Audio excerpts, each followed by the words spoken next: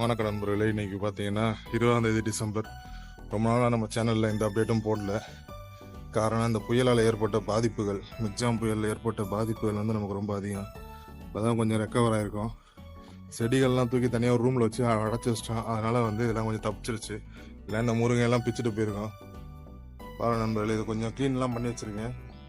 முருங்கை இந்த பழுத்து இலையெல்லாம் எடுத்து விட்டுட்டு வச்சுருக்கேன். பாருங்கள் எப்படி நல்லா நீட்டாக அழகாக வளர்ந்துருக்குறேன். ரொம்ப சூப்பராகவே வந்துருக்கு. அது மாதிரி பாவக்காய் செடி நீங்கள் பார்த்துருப்பீங்க. போன அப்டேட்லலாம் சின்னதாக செடியாக இருக்கும். பாருங்க, மேலே கட்டி விட்டு எனக்கு பூ பூத்துருச்சு. செடியே நல்லா அழகாக 2 பூ பூத்துருக்கு. அப்படியே படர விட்டாச்சு. இப்போ பார்த்தீங்கன்னா புதுசாக வெண்டைக்காய் செடி முளைச்சிருக்கு. இந்த வெண்டைக்காய் செடி விதை போட்டு எப்படியும் 1 மாதத்துக்கு மேலே இருக்கும். 1 மாதத்துக்கு அப்புறமா இப்போ தான் முளைச்சிருக்கு. அதனால் கொஞ்சம் 2 மல்லி இலை இருக்குது. இங்கே பாருங்கள். அதே மாதிரி நம்மள வந்து செம்பருத்தியில் முட்டை விட்டுருக்கு. செம்பருத்தியில் ரொம்ப அழகான ஒரு முட்டை ஒன்று வந்திருக்கு. அப்போ எப்படி பூக்குதுன்னு பார்த்தாலே அந்த மல்லிகைப்பூ செடியெல்லாம் பார்த்தீங்கன்னா அப்படியே தான் இருக்குது. ஒன்றும் பெருசாக அந்தளவுக்கு வளர்ச்சி இல்லை. பாவக்காய் செடி சத்தில் எடுத்துட்டு நினைக்கிறேன். இங்கே பாருங்கள், அந்த பச்சை பயிர் செடி. இது பச்சை பயிர் செடி எவ்வளோ பயங்கரமாக வளர்ந்துட்டு இருக்கு பாருங்கள். அது பெரிய பெரிய இலையோட அட்டகாசமாக வளர்ந்துட்டுருக்கு. ஒரு சில செடிகள்லாம் வளருது. என்ன செடினே தெரில. உங்களுக்கு தெரிஞ்சால் சொல்லுங்கள். இதில் வந்து நல்லா இருக்குது, பார்க்குறதுக்கு தக்காளி மாதிரி இருக்குது. அதனால் வச்சுருக்கேன் நான். கொஞ்சம் பெருசாக வளரட்டும் பார்த்துக்கலான்னு. இதுலேயுமே அந்த மல்லிகைப்பூ செடி அந்தளவுக்கு பெருசாக ஒன்றும் வளரலை. ஒரு 2-3 இலை தான் வந்திருக்கு இப்போதைக்கு. மேபி அந்த முருங்கை இருக்கனால சத்தெல்லாத்தையும் எடுத்துட்டு நினைக்கிறேன். இது வந்து பச்சை பயிறு வந்து காயிற மாதிரி இருக்குது, என்னன்னு தெரியல.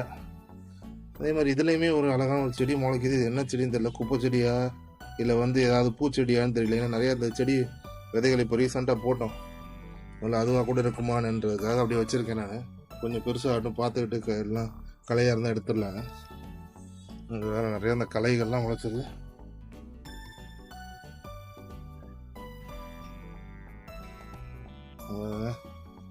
களைகள் தான் ஏகப்பட்டது. களைகள் செடி க்ளீன் பண்ணுறதே ஒரு பெரிய வேலையாக இருக்கும். நம்ம வந்து சின்னதாக இருக்கப்போ இதெல்லாம் பிடுங்கிட்டோன்னா நமக்கு தெரியும். ஒரு சிலலாம் இதான் களைகள்னு தெரிஞ்சிட்டாலே பிடுங்கிடலாம். இல்லாத பட்சத்தில் கொஞ்சம் விட்டு பறிக்கலாம்.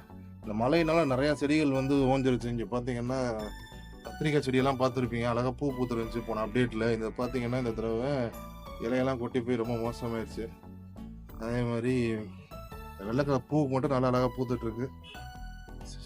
வெங்காயம் பாருங்கள். அவ்வளோதான் நண்பர்களே இன்றைக்கான அப்டேட்டு. இன்னைக்கு 20 டிசம்பர் 2023. பார்க்கலாம் எப்படி வளருதுன்னு. இது கொஞ்சம் இருந்துச்சுன்னா இன்னும் கொஞ்சம் 4-5 கொப்பு விட்டுருச்சுன்னா ஒரு நேரம் ஆஞ்சு செஞ்சிடலாம் முருங்கைக்கீரையை. பார்ப்போம். மீண்டும் ஒரு பதிவில் சந்திப்போம் நண்பர்களே. நன்றி, வணக்கம்.